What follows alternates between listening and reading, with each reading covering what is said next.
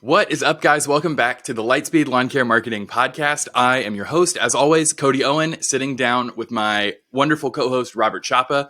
We are going to be talking today about huge marketing mistakes that we see lawn care businesses making all the time. These are the things that we're like trying to get clients to clean up, or we're being hired to fix for clients. All of the things we see that are breaking people's marketing funnel and letting customers and profits escape. So, Robert, let's dive right in, man. Let's get into it, bro. Number one, we're talking about targeting the wrong people or not knowing your ideal client. And Cody, you touched a lot on this on the YouTube video, which we'll link below.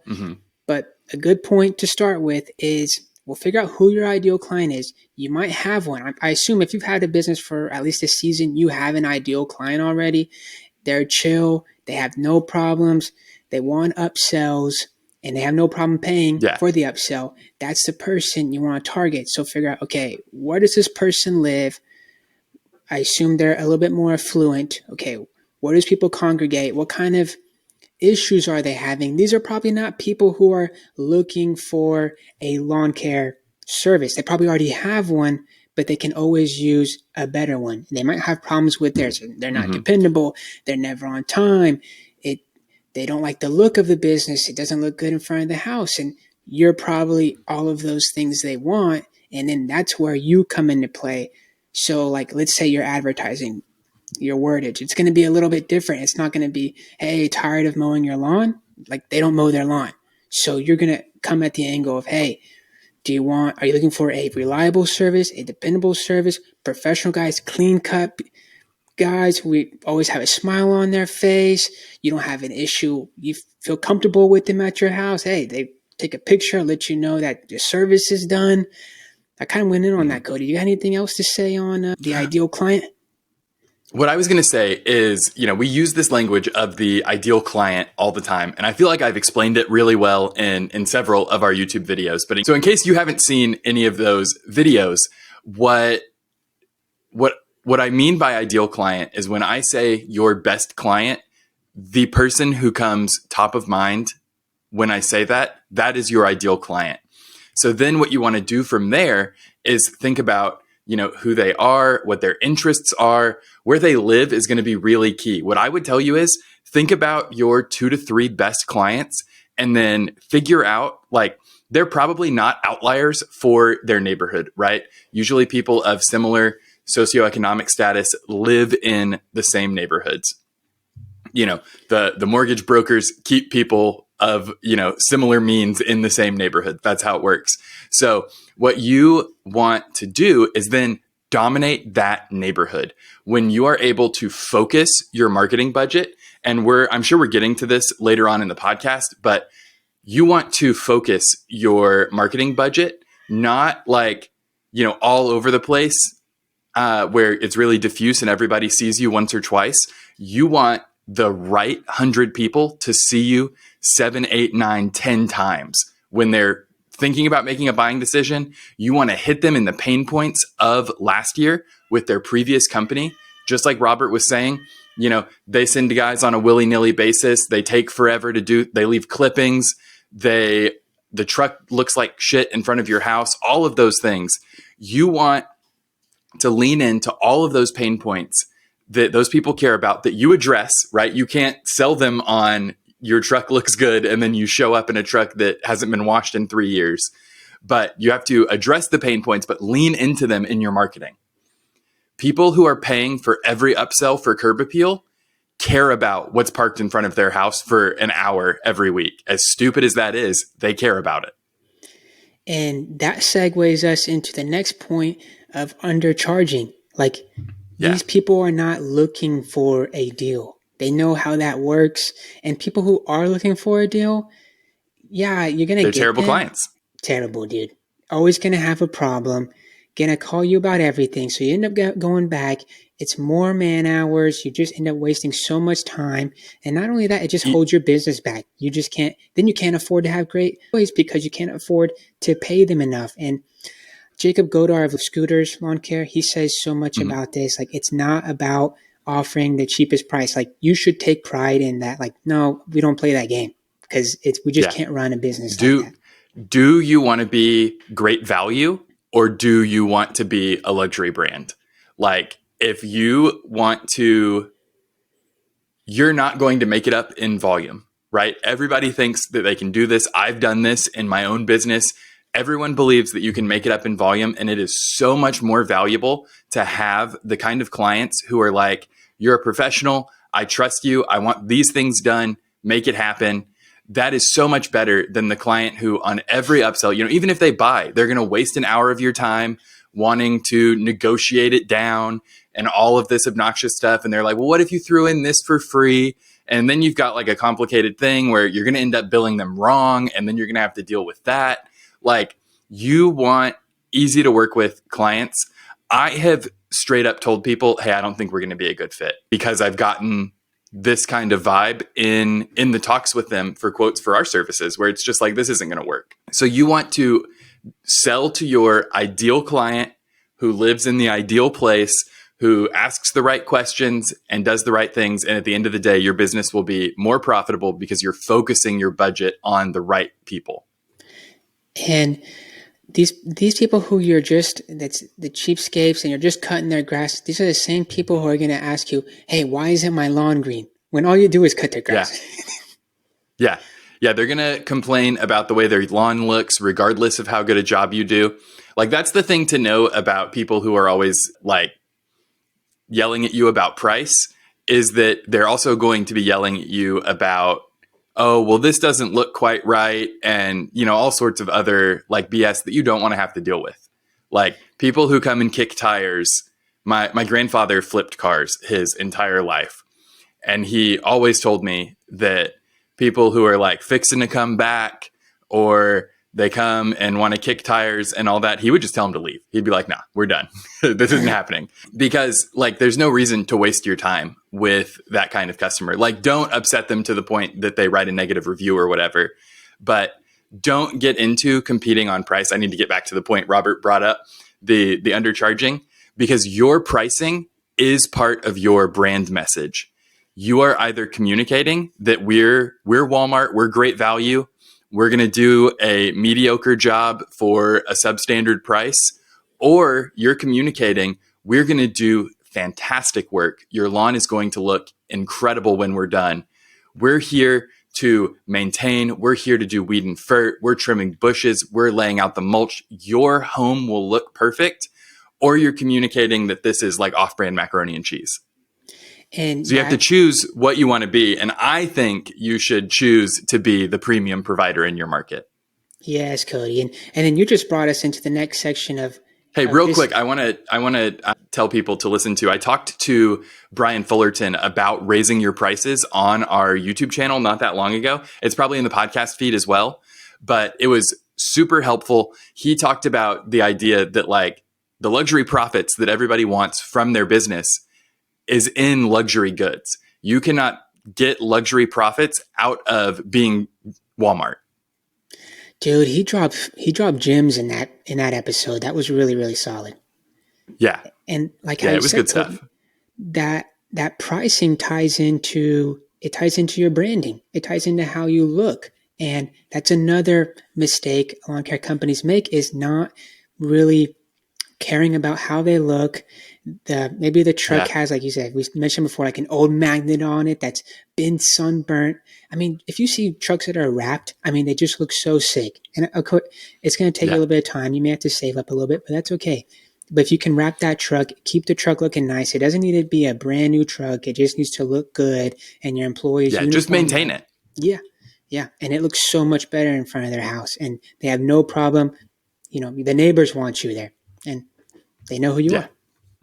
Yeah. The big thing that I would say is to make sure, especially during the busy season, that part of your closing for the day activity is spraying off the trucks.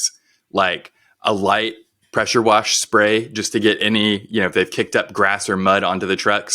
And then I think you could probably get away with washing everything once a week. Like maybe you go up on a Saturday and do that, or you have an employee that goes up on a Saturday and does it when people aren't working. It's going to really contribute to communicating that you are a premium provider. Like if your trucks are always spotless So I would just really try to lean on that. Make sure guys are wearing uniforms that look nice.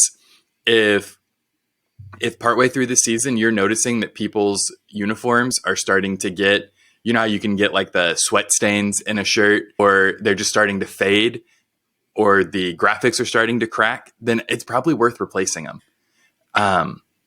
You want to always look as good as possible for your customers. And if you're not leaning into that, like this is all part of building a premium brand, it's going to cost a little bit to maintain that brand. It's just like Chick-fil-A, Cody. Chick-fil-A is really not. It's more. It's a little bit more expensive than other fast food, but it's still fast food.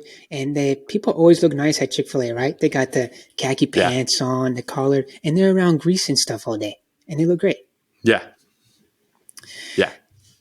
This next section, Cody, is not running offers, or if you're running an offer for your lawn care business, you're not getting the messaging right, and you're not creating urgency in your business. Yeah. So could you touch on that, Cody? Expand on that? Yeah, for sure. So when you are trying to get people to go with you right now, so you have customers will be in a like shopping mindset, and they're going to want to get a quote from, maybe 2 or 3 providers just to feel like they did their due diligence. Even if they're not a picky person, they might just want to feel like they did their due diligence. Our goal is to get them to take that next piece of action as quickly as possible to get this checked off their to-do list, because that's ultimately what they want. They want the satisfaction of like, okay, the lawn is taken care of for the year now. So the way you can do this is to run an offer. And this is not necessarily competing on price, because your price is still your price. This is part of your customer acquisition cost, right? So this is a marketing cost that you're building in by having some sort of promo. And that is a built-in cost, and it's something you're deciding that you're willing to spend in advance. It is not negotiating with the customer, right? So this is a little bit different than the undercharging we were talking about, because you are choosing this and factoring it into the cost of acquiring this customer for the business. So doing something like your third visit is free, or there's a certain percentage off for the first month to get people to act now. Now, just having an offer isn't enough to get people to act now. You need to, like Robert said, put some urgency behind it. And what that looks like is a deadline, right? So they get this quote and you tell them like, hey, if you sign up in the next 7 days, that's usually what I like to tell people, give them at least 7 days to make the decision. No one likes feeling like the used car salesman has them like, they've kept you after closing, your kids are hungry, and they're just like trying to get you to commit to buy the extended warranty and gap protection. Like, no one likes that feeling of being held hostage. So don't do that. But give them a deadline, because that presses them. They know, like, I need to take action by this date. And it can have the same effect as the hostage situation without any of the feelings of the hostage situation, which is the best way to do your marketing. This also goes back to, okay, now that you have these leads and you have these offers and you have this urgency, you need to make sure that you're following up with anybody who's even showing a little bit of interest, or at least requested an estimate from you. A lot of people don't and assume they're gonna buy. Let's talk the follow-up before they become a lead, because I think that's also pretty overlooked by guys in our space. So that is your retargeting ads, right? So if you are running some form of digital ad and you have so you can retarget anyone who interacts with the ad in some way but doesn't request a quote, you want to do that for sure. But then you also want to have the Facebook Pixel and Google Analytics installed on your website so that you can retarget your digital ads to anyone that hits the website. So regardless of how they ended up there, maybe they saw a truck and they Googled your name and that's how they got to the website. We want to make sure that then we're following up with those people, right? Those aren't even people whose information you really have. You just know that they saw an ad, and you can, go after them a little harder now that they've shown some interest in your product. But then Robert is 100% right here. I'll let you talk about some of the follow-up after they've requested a quote, because that is also another place where people drop the ball. After they request a quote, you can do something as simple as create a welcome email series in your business. So it's like, say you have 5 emails, and so you got their email now, they haven't bitten just yet. And so now you can send off, maybe have a sequence 5 days in a row, or, break it up a little bit, but you can tell them. Yeah, I'd like to, real quick, I want to make a suggestion to anyone watching this. If you want to see what professional marketers making one of these campaigns looks like, go to our website right now, lightspeedsocialagency.com, fill out the contact us form on the homepage, and you will see what a really robust email follow-up campaign for getting a quote looks like. So this will walk you through, and you feel free to copy any of it. Like, I give anybody any permission they want to take our emails and do whatever with them. Obviously you'll have to change up a lot of the language because it's not about your lawn, it's about your lawn care business. But you can copy the cadence, do whatever you want. I'll show you under the hood. If you want to send me an email, once you start getting those, you just reply to anything there. It goes to my inbox, and I'll show you under the hood of the automation whatever you want to see. That's a really solid point, Cody. It's like it's automated, so I forgot about it. And that's exactly the same scenario you're going to be in. Once you make it, you're going to even forget that you made it, but you're going to have leads coming in, which is sweet. And you don't have to do the work, just the upfront work of automating it. But another thing, Cody, I want to mention is I've had this conversation pretty recently with one of our clients, and we were doing an email campaign, and I said, let's do a 5 email campaign. And he goes, no, I just want to do 3. I said, dude, and I talked to him on the phone. I said, we cannot just do 5. It's pointless to do just 3. You might as well make those 2 touch points, because he says, well, I don't want to bug them. I said, if they're not going to bug them. Yeah. If they're going to unsubscribe from you, they're going to do that anyways. They were not going to be a client anyways. They're not. Yeah. So it doesn't matter. It's and they're going to miss some of the emails. They're going to miss it. And that's what I told them. It is not like a missed call on their phone where they're definitely going to see it. Mm-hmm. This is in their inbox. 1 or 2 of your emails might have landed in their promotions tab. They had 100 that day and they cleared them all out. And 2 of them might hit their actual inbox. So yeah, you'll see the follow-up campaign that we do. I don't remember how many emails it is because we worked on it late last year, but I think it's 18 or 19. We don't stop. We're annoying. And that's the squeaky wheel gets the grease. You want to have the best chance possible of being in front of them when they are feeling like, oh, damn it, I need to do that. I forgot to do that. So if you are sending more emails to them, don't go absolutely insane. Don't fire off 100 emails in 3 days to them. But, 3 to 5 emails a week is not going to upset anyone. And if it does, they're crazy. Who cares? Yeah. They're going to be a bad client because they're going to be that anal about their lawn too. Exactly. And I've always say, you get 3 emails from LinkedIn a day, 5 from Facebook a day. It's nothing. It's a drop. Yeah. Next thing we want to get into, Cody, is not having a website that captures leads for you. And this also ties into this is multiple things going in on your website. First of all, you should have an easy and quick to find quote form. But even more than that, if you're holding their hand and sending them somewhere, you want to have a dedicated landing page for them. So you're not just dropping them on the homepage of your website. And again, you're creating friction. They got to click the button now. And you'll be surprised of how many people don't want to do that. But what ties for people who are familiar with Russell Brunson, the ClickFunnels guy, this is your squeeze page. When you are spending money to get in front of someone, don't drop them at a random place on your website that's for anyone who wants to show themselves around. Drop them on a purpose-built page for the campaign you are running. So you want to drop them on this page. You want to have sales copy there. You want to have an obvious next step that is filling out the quote form right there above the fold, big orange button, slapping you in the face. Hey, dummy, this is the next step of action to take. And then if they want to scroll on the page and see a picture of you and your dog or you and your family and learn a little bit more about the business and just get pushed over the edge to purchase, that's what this page is for. But no obvious way to leave the page is the best way to do this. I really recommend reading some of Russell Brunson's books. I'll have a link in the description to some on Amazon where you can pick them up. But really, really think about where you're paying for this traffic. Think about where you're sending it.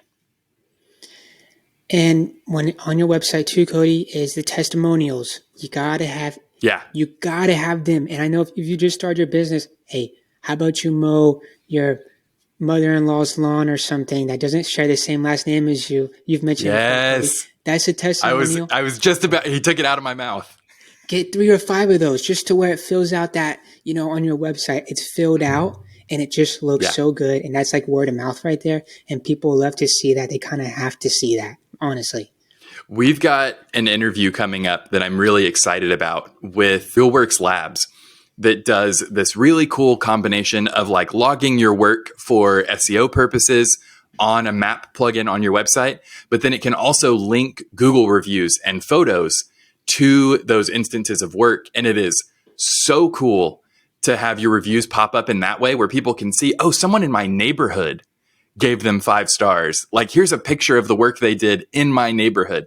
So I'm really excited for that interview. I'm looking forward to it. That's ridiculous, Cody. I'm going to link it in so people can check it out below and they'll be like, oh my God, I've never seen anything like this before. They'll think it's awesome. The next section is spending too much effort on social media. This kind of goes hand in hand with the next thing, because this is spending too much time on organic social media to the exclusion of your paid ads.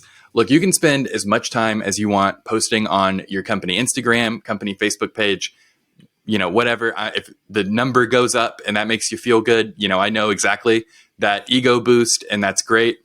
But ultimately, organic is only going to serve you so much. All of the platforms have become pay to play. It's really hard to break through with organic content now. So absolutely be posting 3 to 5 times a week after you've taken care of everything else we've talked about here. And then the most important thing that you can be doing marketing wise to grow your business is putting a focus on digital ads. And that might look like working with us to do your Facebook and Instagram campaigns. That's where I recommend people get their feet wet in the digital ad space, because it plays into targeting your ads really intently on the places you want to work. So where your ideal clients live, like we were talking about at the top of the episode. Then what you're able to do from there, once you have a good base of doing that and getting that brand awareness in your market. And when I say your market there, I mean the neighborhood that you want to work in, the 2 to 3 neighborhoods, the 4 to 5 neighborhoods, whatever that looks like for you, however many routes you want to build out. Then you can start getting into more expensive options like AdWords.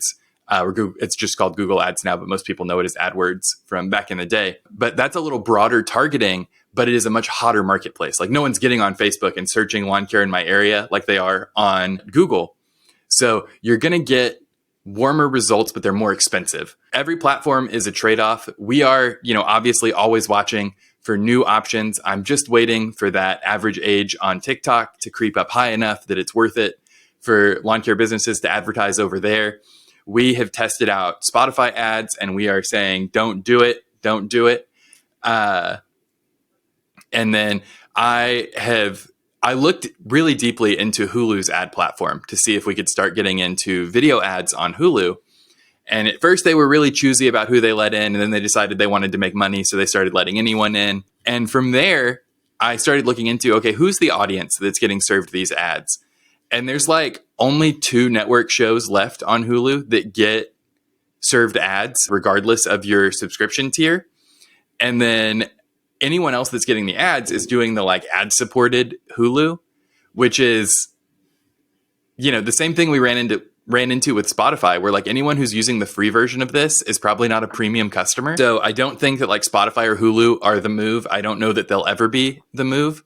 What I am very excited about is the Apple Ads platform. We talked about the future of advertising a while back on the podcast, but I'm really excited to see what Apple is going to introduce with their new ad platforms. There's going to be options in Maps, which will be a good option to market things, and then elsewhere within the iOS ecosystem. So we are, ear to the ground, carefully monitoring that for the next thing. But right now, the best place to be is Facebook and Instagram. And then I would put Google Ads just right behind that, just because of how expensive it's gotten. Man, sometimes I watch like really old Google Ads stuff where people are talking about getting clicks for like 2 and 3 cents. And I'm like, oh man, it's gone. It's gone forever. But yeah, so Hopefully you learned something from this video. If you are still hanging around here all the way at the very end, I really think that you probably want to give us a like on the video. You hung around for this whole time. Make sure that you are subscribed if you're not subscribed already. And if you are listening to us in the truck or on the mower, please, when you're at a safe place, leave us a rating and a review on Apple Podcasts. It helps other people find the show. It helps spread the word. And until next week, Grow your business at Lightspeed.